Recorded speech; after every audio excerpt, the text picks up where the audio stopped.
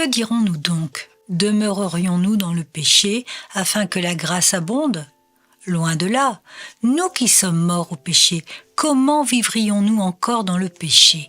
Romains chapitre 6, versets 1 et 2. L'apôtre est très explicite quant à la nécessité de rechercher la sainteté. Il n'écarte pas la grâce de l'Évangile, mais il souligne cependant que le rapport entre la justification et la sainteté est indissociable. Pour que la grâce puisse abonder, il faut qu'il y ait dans le cœur du pécheur une véritable horreur de la pratique permanente du mal. Les vrais croyants sont morts au péché, donc ils ne doivent pas s'y soumettre. Aucun homme ne peut être en même temps mort et vivant.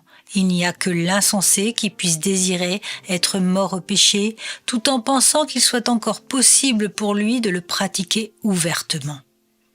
Ceux qui professent l'impiété peuvent manifester des signes extérieurs d'une mort au péché et d'une nouvelle naissance de la justice, mais ne sont jamais passés en fait de la famille de Satan à celle de Dieu.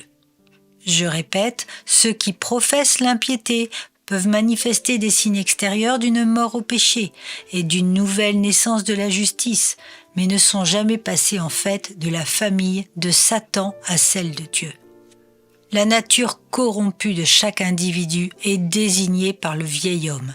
Elle découle de notre premier père Adam.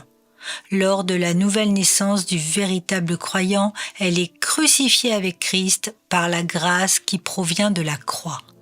Cet état peut paraître faible et moribond, cependant il mène à la vie et même vers la victoire spirituelle. Mais toutes les convoitises du corps, vouées au péché et tout ce qui n'est pas conforme à la sainte loi divine, tout cela doit être écarté afin que les croyants ne puissent plus être esclaves du mal, mais qu'ils soient vivants pour Dieu et soient heureux de le servir.